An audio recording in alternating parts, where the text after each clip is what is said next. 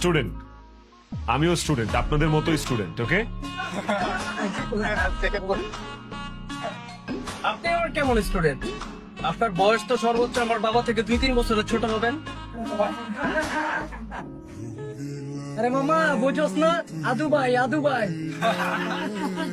আদু ভাই আরে না, কি বলিস?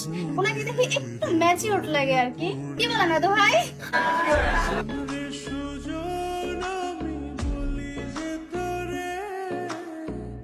এদিকে হা করে তাকিয়ে কি দেখছেন আপনি?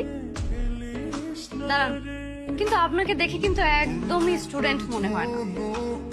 ম্যাডাম, আপনাকেও কোনো অ্যাঙ্গেল থেকে দেখলে ম্যাডাম মনে হয় না। বের হন, বের হন আমার ক্লাস থেকে।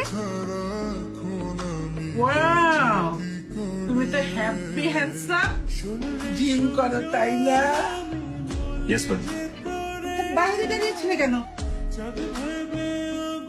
ম্যাডাম আমাকে পানিশমেন্ট দিয়েছে। ও, ফেল করেছো। আমরা তো ক্লাসমেট, রাইট? আপনার কি বন্ধু বলবো না বড় ভাই বলবো? অবশ্যই বন্ধু বলবেন, বন্ধুত্বের কোনো বয়স নাই, ঠিক আছে?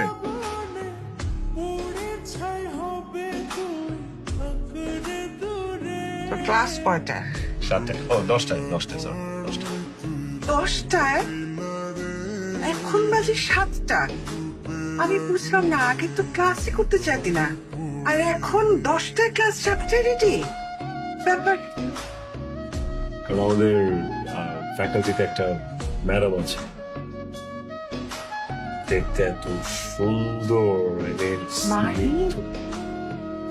মানে মানে ম্যাডাম এত ভালো পড়ায়, এত ভালো পড়ায়, মাঝে মাঝে আমরা ম্যাডামের কাছে এক্সট্রা ক্লাস নিই। সো আজকে একটা এক্সট্রা ক্লাস করবো ম্যাডামের কাছে। যে আমি যখন ক্লাসে আসলাম, আমি দেখছি সবাই আমাকে গুড মর্নিং বলে খুব ভালোভাবে ওয়েলকাম জানিয়েছে, বাট আপনি সামহাউ মেবি আমাকে ম্যাম হিসেবে অ্যাকসেপ্ট করতে পারেননি। সো আমার মনে হয়েছে আপনার আমার ক্লাসে অ্যাটেন্ড থাকার কোনো দরকার নেই।